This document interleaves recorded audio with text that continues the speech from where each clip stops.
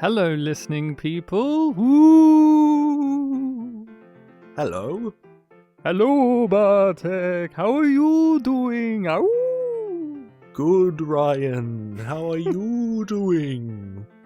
I'm doing pretty spooky, Bartek. I'm feeling spooked. I'm feeling spooky. I'm feeling spooey and spoozed and all the kind of Octobery type feelings. You sound like a wolf. I'm Woofy, the dog from Terminator 2, the fake dog name. Yeah, you said woofy. That means you don't know the dog's real name. What was his real name? It was like Max, wasn't Yeah, it was Max. it? Yeah. I'm just a mummy this week. Yep, you're just a mummy this week. You're wrapped up, nice and tight. You're that failed Tom Cruise franchise. I watched DIY Mummy, and I'm all ready. The famous special feature on the rise and fall of Baal, the DIY of a mummy. Yeah. Yeah, special features were great on Mystery Box, especially what was it, Club Sexy? Oh yeah, with the film Deception. But before we go off the road into just talking about weird featurettes on DVDs, let's talk Pictures Powwow. It's our show, Bartek, in which we sit in our rooms separately in front of a microphone and we record our thoughts on a movie that has come recommended. The cycle of recommendations go you, then me, then the listening people. This time round, it's a you pick, and this is your pick for our spooky month. What did you give us? I chose the 1997 anime film Perfect Blue. And who's that created by, for those who are keen on knowing? Yes, the director is Satoshi Kon, who previously on this podcast for my pick for the Christmas episode, we did his third film, which was Tokyo Godfathers, and I said in that episode that I was thinking of picking Perfect Blue for our spooky month. Cool. And you did. You followed through on that. Those people out there wanting Bartek to follow through, don't worry. One day he will pick that French Afrikaans movie, okay? You've been waiting for 4 months, but you'll get it one day. Every time you bring it up, you always say it's an Afrikaans movie, and I don't know what language it actually is. But you said that. I swear you said that. I only said it was a French-African film. I swear.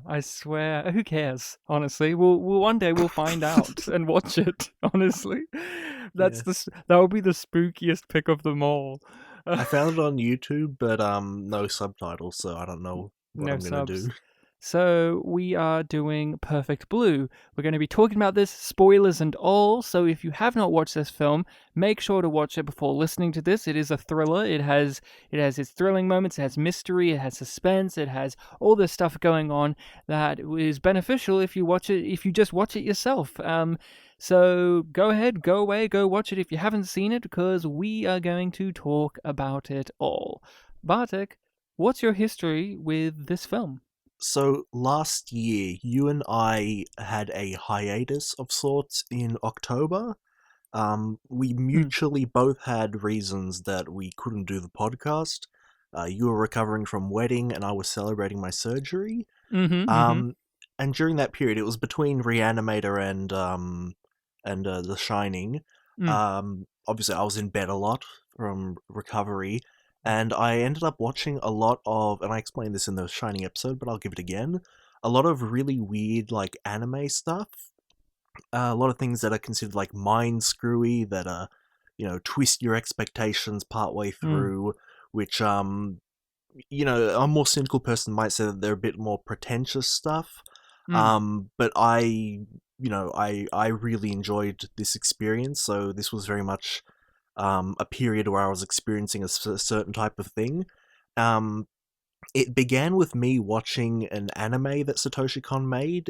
This director, he's known for having directed 5 things, the 4th thing being this anime called Paranoia Agent. And it got me into this mood to actually check out the rest of the stuff he'd done, since I'd seen a few years prior Tokyo Godfathers, but that was it.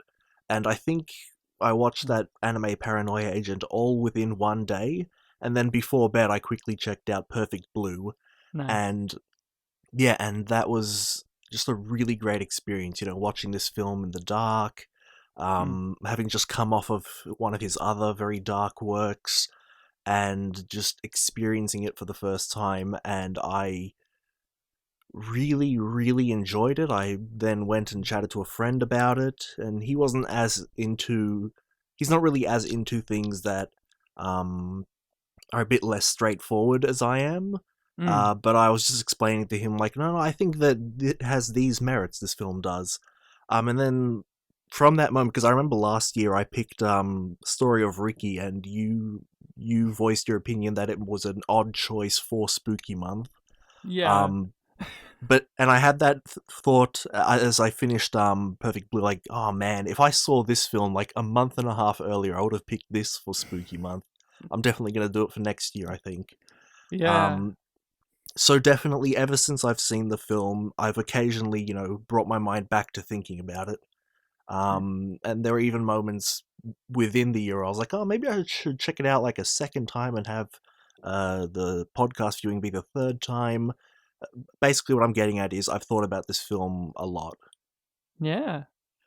I did not know about this film or any of his other films until you mentioned them. I think, yeah, we did Tokyo Godfathers first, right? I remember more specifically there was a time when you were talking about Millennium Actress a lot, and that was the one that I was more interested in out of the ones you described. That one sounded particularly like something I would be into, and I have checked that film out in the interim and I really did enjoy it. So now I've seen three of his things.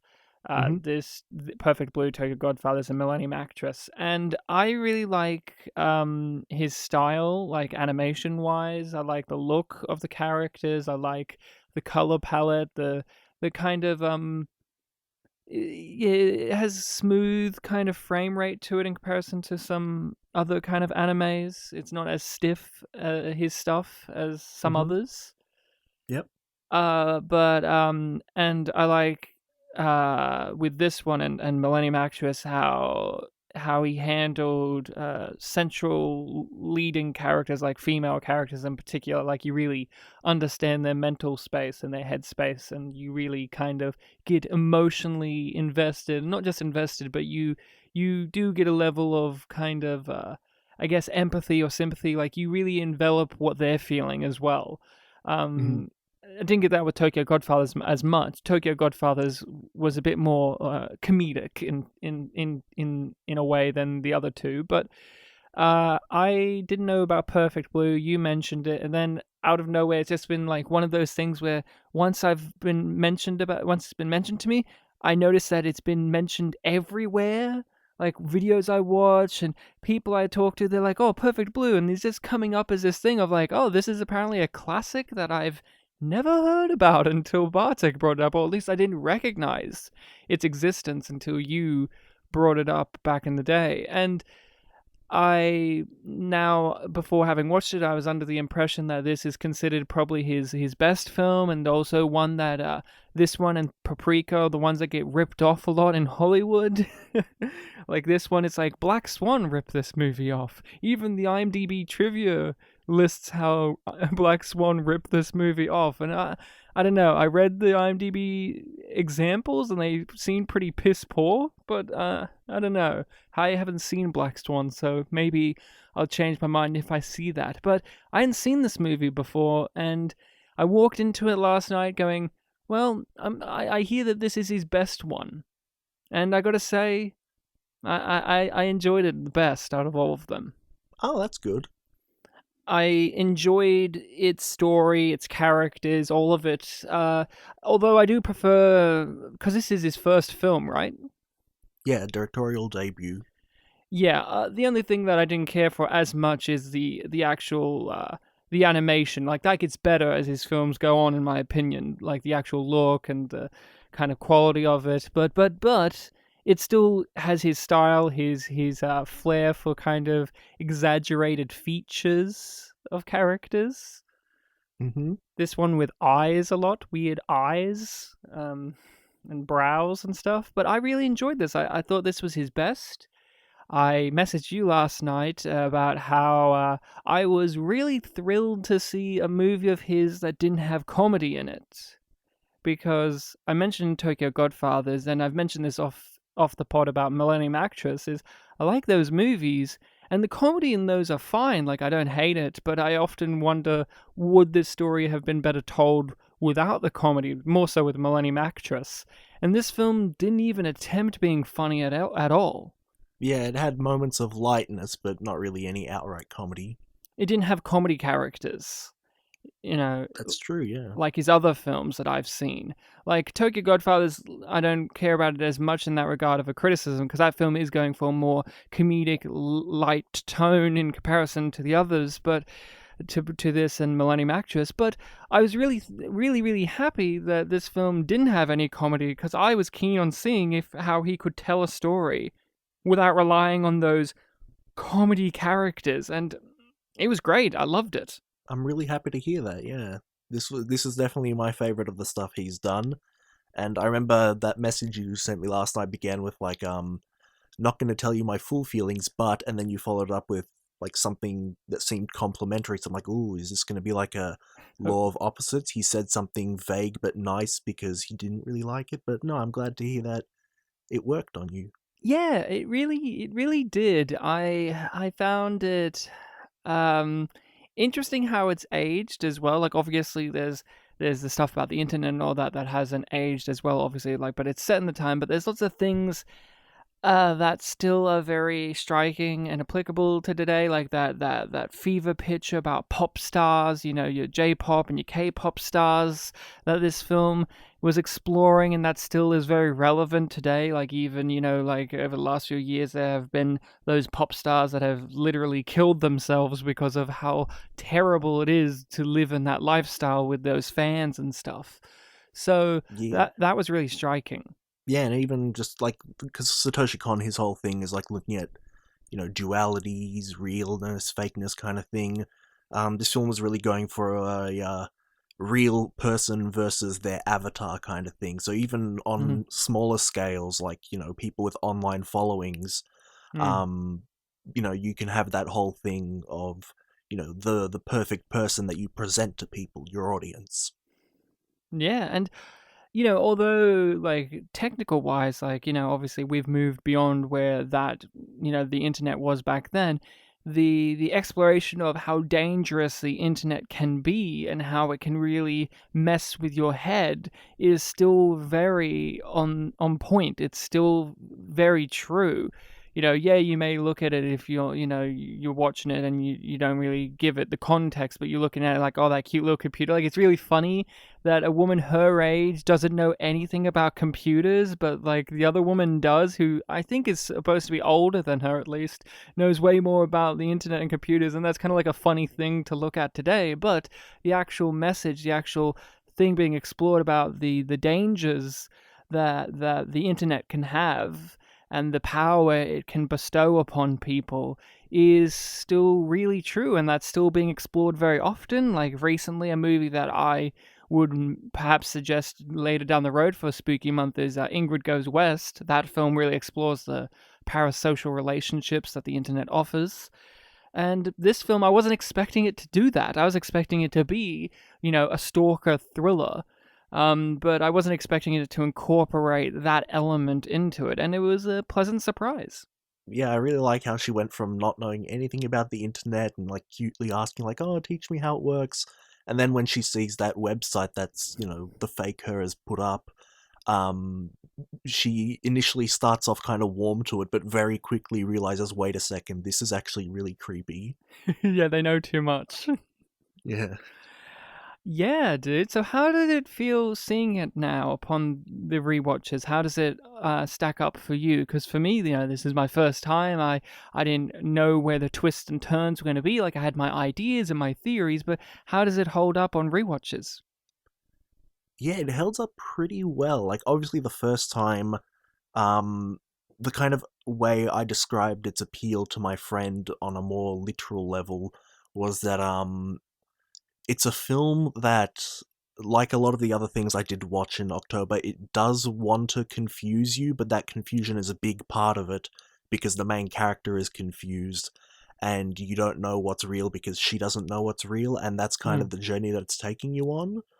Um, on this viewing, because I knew, all of the major twists and turns, I was, focusing a bit more on like the avatar versus real self theme, all the little bits of foreshadowing throughout it, and allusions to that idea. I have a Because I've engaged with some Japanese media over the years, I have some understanding of how fans have a relationship with these kind of idol characters.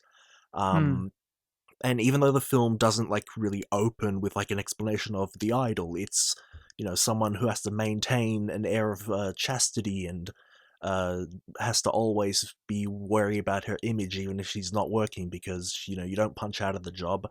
Throughout the Yeah. film, there are plenty of notions throughout that lend credence to that idea. So even if you Hmm. don't walk in knowing about like, oh, what is an idol anyway, you kind of get the idea, because the whole film's just hammering over the head with like, oh, she's an idol, right? No, she's not an idol anymore. So she Hmm. is doing a bit more, risky things. Um, so yeah, just being able to focus on a lot of those ideas, having known where everything's going, it was really good. And it was one where like, as keen as I was to watch it again, I wasn't thinking throughout like, fuck yeah, I'm watching Perfect Blue again. It was like after I watched it, I was like, fuck yeah, I watched Perfect Blue again.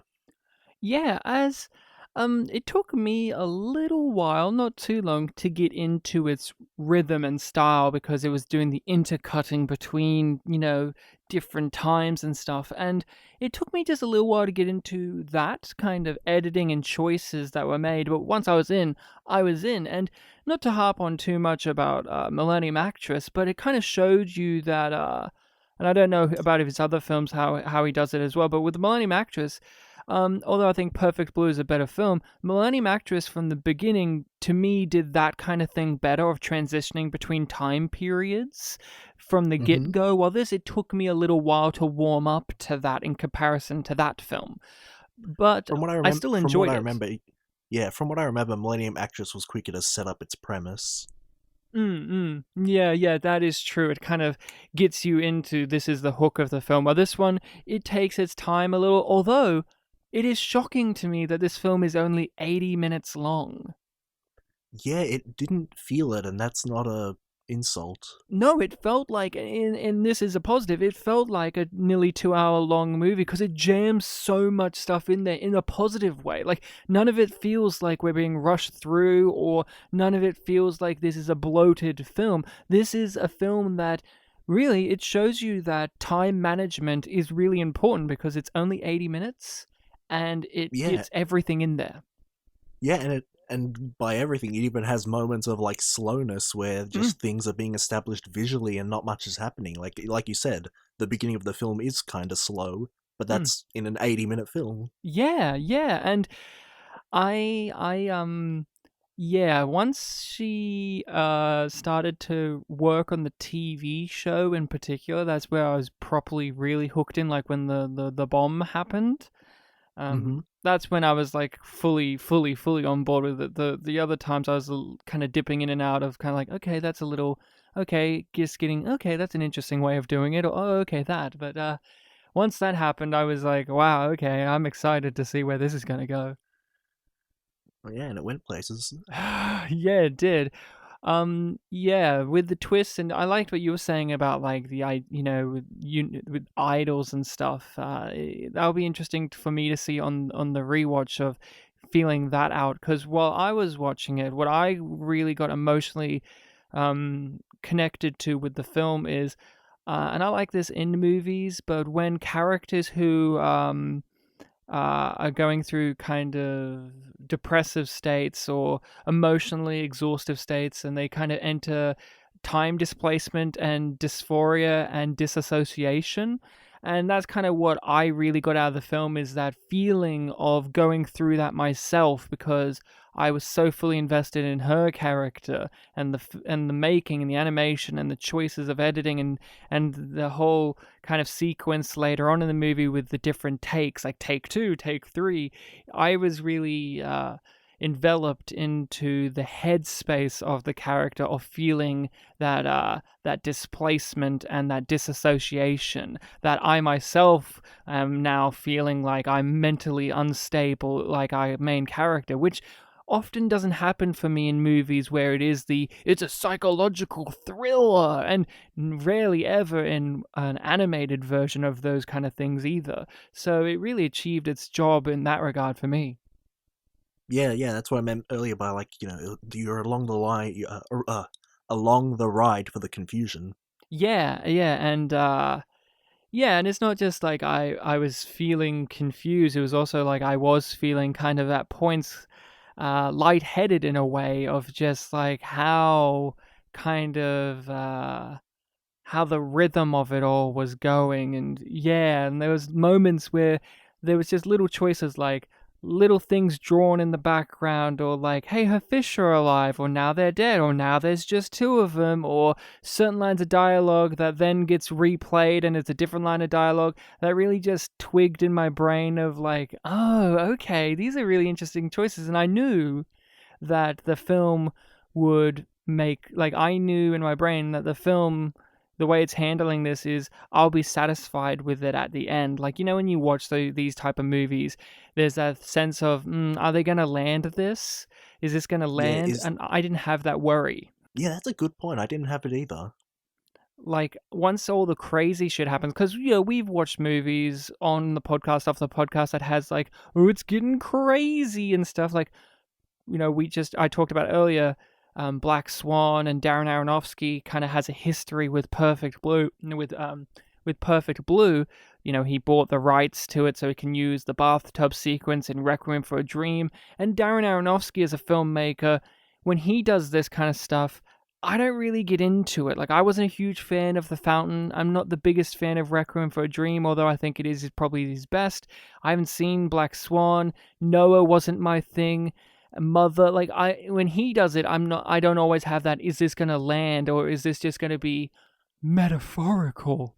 But this one, there's lots of metaphors for sure, but there is also that basic level of, you could just watch this and just take from it the basic story of a woman trying to establish her own identity, and there's a stalker plot going on, and then at the very end she has a moment where she's like, no, I am me and I'm real. You can just take it at face value. Don't have to just go, what were the metaphors? You can just take this as a fun, thrilling little stalker movie. Yeah, on my first viewing, when I was trying to think of it more in a literal sense, like, okay, so what is real, and like, what is she doing between these lapses? Mm. Um, in the end, it didn't really befuddle me in a way. Like, even though I don't know all the things that happened between those lapses, it all kind of made sense. Like, the conflict was resolved, um, Hmm. and yeah, just really tight knit. Yeah, and I really loved and this is probably the best one, the best thing about this movie for me in comparison to his others is the sound design, the audio mixing, and all the sound effects were really striking in this one. I never really noticed in his other films that I've seen, but this one, the fax machine noise and her repeating that phrase over and over again that's written on the site, and all of that like really striking sounds. Yeah, this movie has quite a lot of moments of silence, and like, even though it does have background music at times, you really, when you think back on it, you don't really think of those. You think of like quiet moments where any sound that you hear kind of echoes. Hmm. Yeah, and I think of the scene where the scriptwriter is killed off, and you can hear the music in the Mm. background, and just how loud it gets when he realizes where the source is. Yeah. God, that was such a fun sequence too. Oh, that was great. Ah, so good.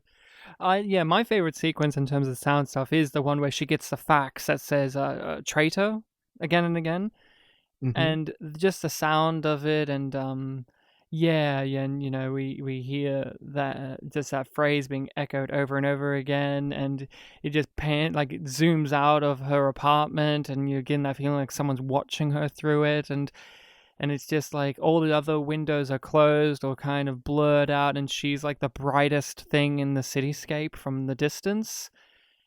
Yeah, that shot was really amazing. Like I was staring at it for a while and being like, man, this almost looks kind of real. There's literally a shot in the movie that I was like, is this a real cityscape? There's just a random shot near the kind of third act, I want to say, where there's just kind of a shot of the city. I want to say it's kind of like sunset type of feeling, and then it has a hard cut to cloudy blue sky for the setting of the next scene. And I was just looking at it, and it just kind of stayed on this city shot, and I was looking at it, I'm like, is this a photo? Like, this looks pretty real, actually. I was like, but it can't be. And then just cut away. And I was like, okay. Like, I was just thinking about it. I'm like, that one, I don't know, just very interesting. I think I vaguely remember that, yeah, but I mainly think of that night shot. Yeah, yeah. I um I was a bit surprised when I was reading the trivia for this movie. I was expecting more trivia for it, honestly. Like it felt like I was just random thing to talk about, but I was just reading it on IMDb and I was expecting kind of more stuff to be I there. Yeah, I swear last year when I watched it, I remember looking up trivia in like the usual places I go to, and I do remember like one or two points that weren't in any of them. Like I remember one of the trivia points mentioned, and I didn't confirm this anywhere, so maybe I am going crazy, but like I think I read that in the English dub they chose to have the villain do the voice for the very final line, the "Yeah, I'm me" thing. Okay. Hmm. Yeah, and I didn't see that in any of the usual places I look in, so I don't know if Hmm. stuff has been deleted or if I went even further with my looking up, but Hmm. yeah, it did surprise me a little bit how little there is, considering that I think I did read this up and I would have remembered that.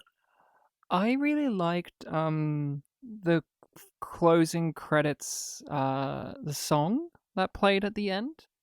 Mm-hmm. It was one of those great ones where, it's just a fun little cheesy song, but the lyrics are meaningful, but without being too overtly like, this song's meaningful. This song encapsulates the movie you just watched.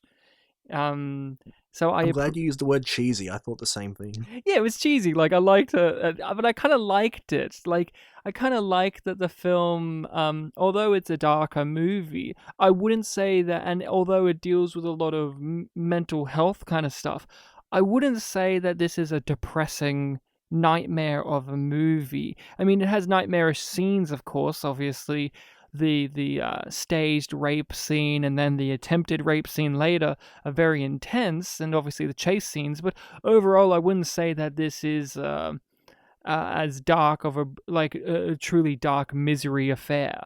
So when you have the Mm-hmm. cheesy little bit at the end where she's like, "I am real," and the music kicks in, it didn't feel like a complete tonal shift out of nowhere. I felt like, no, this kind of makes sense, and I kind of welcome the levity. I kind of welcome it as Yeah, well. it was a really upbeat note to end on. I know a lot of people interpret that in a dark way, but Mm, yeah, I liked it. I liked it. When you first watched it, did Mm-hmm. you um did you guess who the real villain was, or was it a surprise? It surprised me, and even on this viewing, when I was looking out for little things like, oh, I know it's you, so let's see everything you do, they were all pretty inconspicuous. There was nothing that really pointed like, oh man, it really is you, but there Mm, were little things that's like, oh yeah, because it's you, I can see this sort of leading into that idea. mm. It, I don't think it's too obvious, but I mean, there are little things there. Yeah, I had my suspicions about it being her because she would conveniently be absent at points in the story. Like, they not only like just, oh, her character's not in the scene, but there were many times in the movie, and again in a positive way. This isn't negative. This adds to the enjoyability. Is characters would specifically state that she wasn't there for these reasons, and I found that a little suspicious because obviously in a movie like this everyone's under suspicion of who is the killer. Like, there were points where I'm like, oh, it's our main character, right? She is crazy. But then there comes a point where I'm like, no, no, that can't be it, because the TV show that she's in is doing that as the story. And I'm like, then the movie wouldn't do that. That would be too much at that point with how much time we had left. And so it did still come as a surprise to me in a way, because I didn't expect the really surreal quality of the, the floating pop avatar version of her being just her dressed up. Like, I don't know, for some reason I really did think that was a part, like fully a part of her, of our main character's imagination. I didn't actually think that it was her friend dressed up, and our main character was so fucked up she couldn't tell at Yeah, points. well, I feel like at times it would have been an illusion, Oh, but definitely at the end it becomes quite real. well, but there are times in the movie where, when you think back, you would go, "That would have to have been her," right? Like when the stalker guy is on his computer and he's talking to her. Like, I imagine that's the real chick talking to him, convincing him to go kill her, right? But wasn't he reading an email from her? See, this is the thing. I'm like, I'm not too sure. Like, I guess so. Like, I for some reason I took it at face value a little bit too. But that's the thing. Like, maybe upon my rewatch, I'm going to notice that. That's what I'm saying. Like, I didn't expect that aspect to, when it played out. I didn't expect it to play out that way. And also, like, it is very odd too at the end. Like, she's wearing a mask of her, but then no, she's not, because in reflections, it's just her. So it's Well, she's wearing a wig, I remember. a yeah, I don't know. Like, I thought it was a mask at first because it like knocks off, and then she's like, "Ah, my face" and all that. But I yeah, thought that was a transformation. yeah, it was a transformation. But I also like that she didn't die at the end. I was expecting that her falling on the glass to be it, and her be dead. Yeah, it kind of gave me a vibe of like, even though that was an accident, of unforgettable. It reminds me of Ghost. In the film Ghost with Patrick Swayze, the bad guy gets killed in the exact same way, where he falls on some broken glass in a window and gets Mm, impaled through, and then he gets dragged to hell because it's supernatural. I yeah, didn't expect any supernatural elements in the movie, and I was glad that there wasn't really any. Like, it's really more cerebral and psychological in my reading of it. hmm So that was a pleasant thing. I really did enjoy. I kind of did enjoy that it was just kind of a grounded, grounded. Obviously it goes off into flights of fancy, but thriller drama. Did you have a favorite sequence in the movie when you first saw it, and does it still remain as your favorite on the rewatches? I don't know if I have a favorite, but I remember I always thought a lot about the the opening sequence where she's actually performing at that venue as Mm, a part of the idol trio.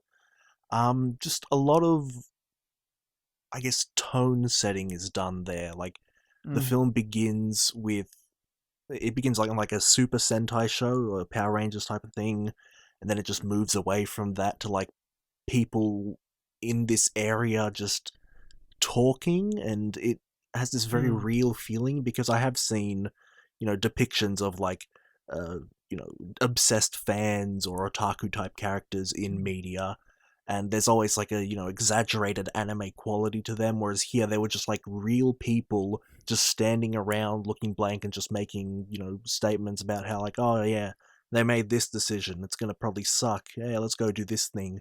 And then it cuts to the show, and like, they're preparing for it, they're very tense, and the audience is excited, and then you have these like four delinquent characters who fight against this really handsome obsessed guy who very clearly mm. is obsessed with the main idol, and just a lot of little things going on here that set the stage. Yeah. I another sequence that I really did feel was very impactful was, for me, like, and it stuck with me, is when she's filming the scene of getting raped at the club, and you have the guy on top of her and they have to stay in their poses, and he apologizes, and she's kind of like falling back into that kind of pop idol mode where she's like, "It's okay, he," that typical kind of female role that everyone wants her to be in the movie, and she's like, "It's okay," but then once the scene plays out and she just starts like, "Nope, this isn't no," and she just like looks at the light and kind of blacks out, basically just like disassociates. And I found that very very memorable and very well done. because it Yeah. acts as a rape scene in a way because, she kind of doesn't want to do it after a certain point, but obviously in the context of the story, they're filming a scene, it's not actually real and all that, but it kind of feeds into this kind of um weird sense of agency she has kind of later in the movie when things start to happen. It's like, was that real? Was that just a part of the show she's in? Who knows? I really enjoyed that sequence. I did too, and it was definitely one of the ones that I was thinking about the most in terms of like, oh, I'm recommending this film and it has this kind of scene in it.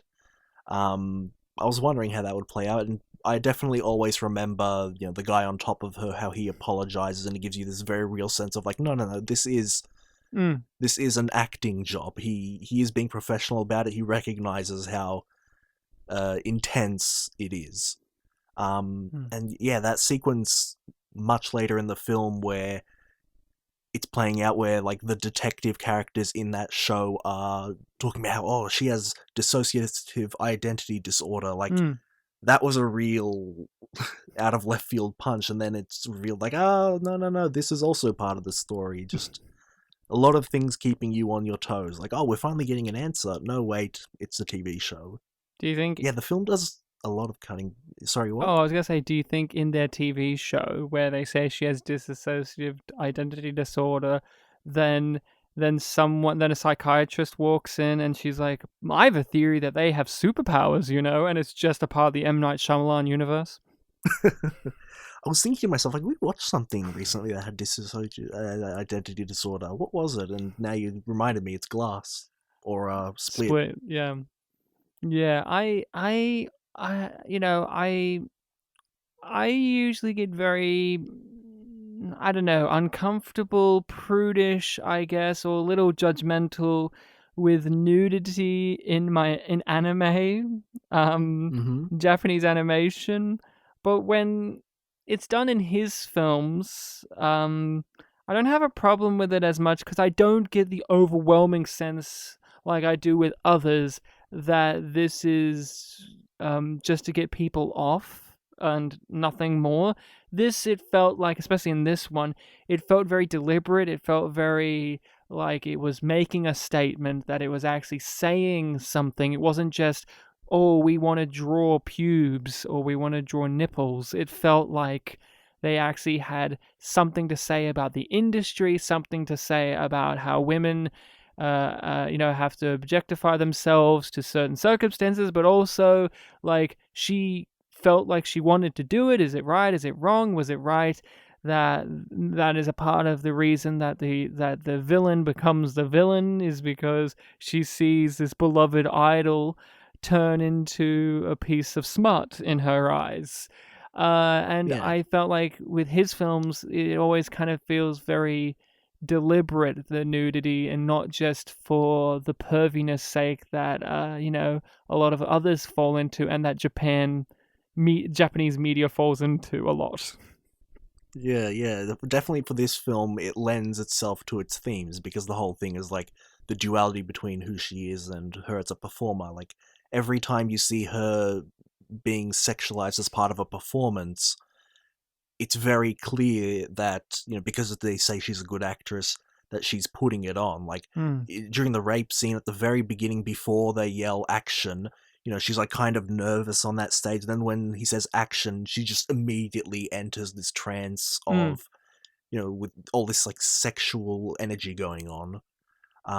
Definitely a lot of purpose going on. Yeah, yeah, and also, to me, the most striking scene in terms of nudity wise is when she's just kind of in the fetal position in her bathtub, very vulnerable. Like, obviously, using nudity in any storytelling, obviously you will evoke that sense of being vulnerable because you're naked in many ways. Not just in the sense of you don't have clothes on, but in several ways. And that scene in particular really strikes a chord with that. And she's like, screaming underwater, and like she's just so miserable and upset. And that one is particularly striking scene. I can see why Darren Aronofsky wanted to buy the rights for nearly 60 grand so that he could use it in Requiem for a Dream. Yes, a very indie move. Very indie movie, yeah, Darren Aronofsky. You know what I love about Darren Aronofsky is if you watch an interview with him, Bartek, he sounds exactly like a Brooklyn cab driver. Like he doesn't sound like what you think he would. Like when you look a picture of him, he looks like your typical hipster, pretentious director man, and you think he'll talk like this, man. But you know, he's like, "Yo, whoa, so what? Requiem for a Dream." He's very like, "Get out of here." Very Yeah, funny.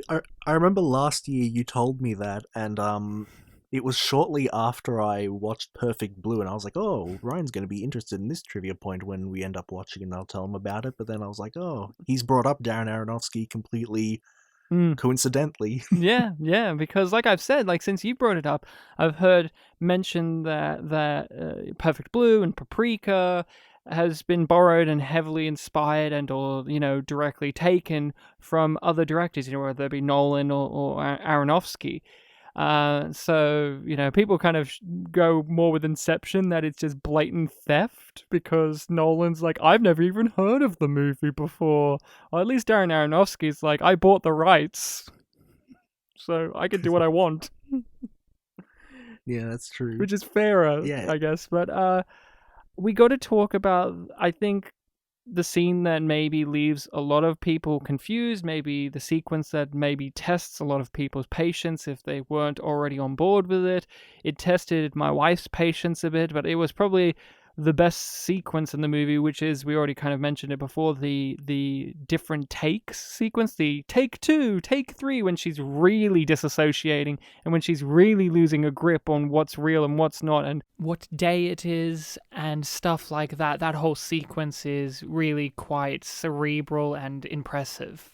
And could you give me a bit more specifics about which scene this is? Is this the one? it's the bit in which she's waking up in bed over and over again, and Mhm. it's cutting back and forth between when she's fucking up her lines on set with the other actress, and By each seeing, yeah, by seeing the stalker, and then the second time it was something else. She said the wrong line. It's like, oh, what are you talking about? yeah, she said the name of her friend because she thought she was having, she may have actually had a meeting with her. She broke the mug or Yeah, the bowl. teacup or something. Yeah, and then she's like, the blood Okay, is yeah, real. I didn't, I never looked at that and thought like, oh, this is a scene that tests the viewer's patience. That's interesting that you bring that up. Well, I think, it is kind of on purposely doing that. It's becoming more and more disorientating. It's throwing away the conventions of the storytelling mechanisms it's had up until that point for just diving headfirst into the disorientation that our main character is feeling. Thus, it's making us feel disorientated, and that in itself becomes a testing of one's patience. Even her, the main character, even she gets fed up with not understanding what's going on. Hmm. Do you know what that character's voice actress is famous for? Like, in terms of a role that she does that's still ongoing? I'm gonna guess Pokemon, probably. Yeah, she's the Japanese Ash Ketchum. That's actually pretty perfect. That's 97 till today, still. So. In the English dub of Perfect Blue, did they hire the actress who does the voice of Ash Ketchum in the in the American What's her name? one? Veronica something Taylor? Because if they didn't cast her, that is a damn shame. It is a missed opportunity if there has ever been That one. would be great. It's also funny how, like, in this film, she doesn't really sing that well, but in, like, the Pokemon franchise, she sings some of the openings, apparently.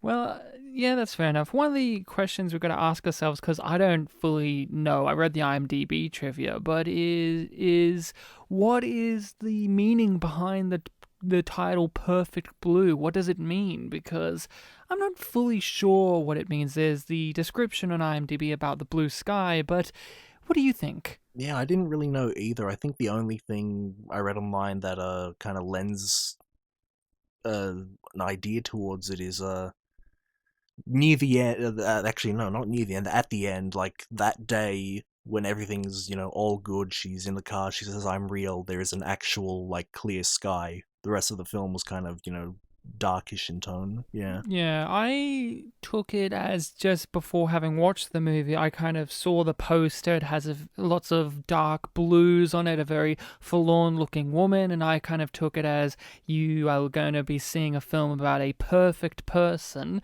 which is kind of what we get at the beginning. She's this perfect idol going through a blue phase, going through a depressive phase in her life, and in a way, we do get that because the series of events from her stalker and her so-called friend tormenting her and playing psychological head games has caused a massive depressive streak in her life.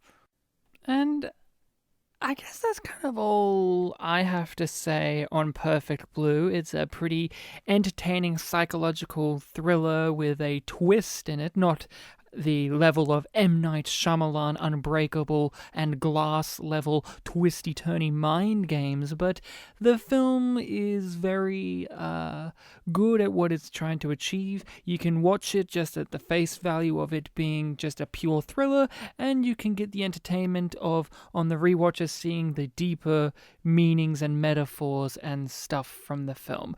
Would you recommend? Yeah, I mean, it's no Glass, but it's worth checking out. So it is my recommendation for the next episode, and I'm going to go with I want to say 2016 film, The Neon Demon. The film directed by and made by Nicholas Winding Refn, or Winding Refn, depends who you are, the guy behind Drive, Bronson, Only God Forgives. I think this is the last movie he's done of recent. I think he did a mini-series after this.